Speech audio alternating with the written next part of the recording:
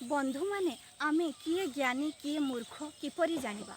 आपण मैंने देखिथिबे अगाध जल संचारी आमर रोही माछ बहुत जल रहिले समुद्र रे रहिले ताहाकू केबे हेले केही देखि पारंती नाही कारण से समुद्रर पूरा गभीर स्थान रे थाए।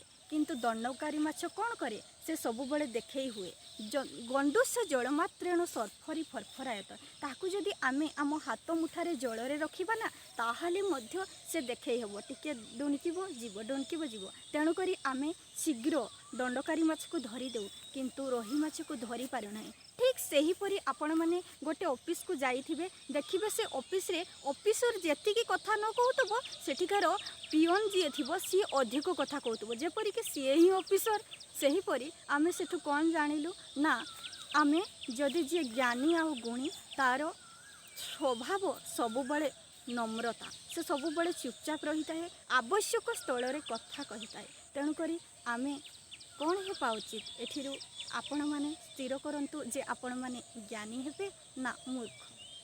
नमस्कार।